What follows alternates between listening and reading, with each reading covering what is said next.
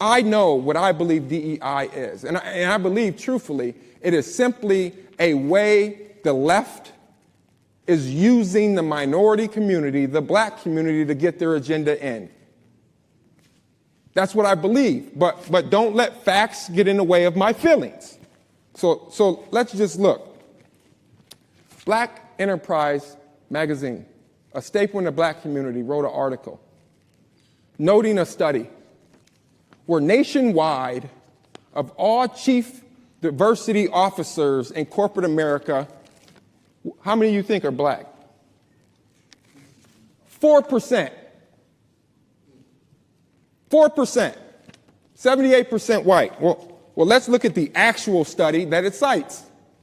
Right? You can come and see it by Zippa, looking at these professions. 76.1% white, 3.8% black. Well, let's keep going. In 2011, 3.78% of all chief diversity officers in the United States were black. 10 years later, in 2021, the time of this study, 3.78% were black. We had DEI policies the whole time. We didn't gain a percentage point. We didn't gain a percentage point, but during that same time, white women gained more in that same study. How do we know? Well, we can look at some other studies.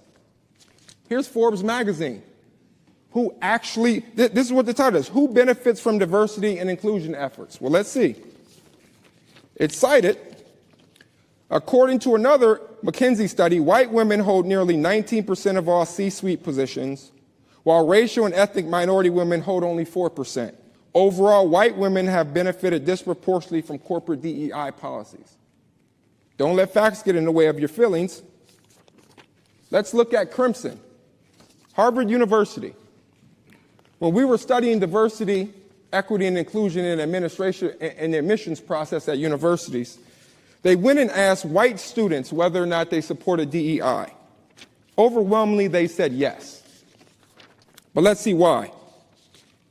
White students at elite universities tend to view affirmative action favorably, most often because they believe diversity benefits them personally, according to the study published in the Harvard Graduate School of Education by Professor Natasha Warrico. Warrico interviewed almost 100 white students at Harvard, Brown, and Oxford. It was sometimes problematic because they saw affirmative action as something to benefit themselves, the white students, rather than a policy that was about justice or racial equality or access. Her research also demonstrated that white students typically believe they want admission to their respective schools based on merit alone. By contrast, many white undergraduates said they believe black and Latino students benefited from affirmative action, and that's why they were on campus. See, all that did was reinforce racial stereotypes. Well, I'm not afraid of the truth, but about 90% of what I heard from my Democrat colleagues was untruthful as it relates to this bill. And I'll go through in minute detail. So, for instance, it was alleged that this will get rid of black fraternities and black student unions. Well, that means you didn't read the bill, because in line 772, it says nothing in this section prohibits a state institution of higher education from complying with any state or federal law to provide disability services or to permit student organizations, including fraternities and sororities. It's right there in the text. Again, individuals said that this was going to whitewash history and our ancestry, right, and our past. It was going to suppress free speech in the classroom. We were going to dictate what subjects we couldn't talk about.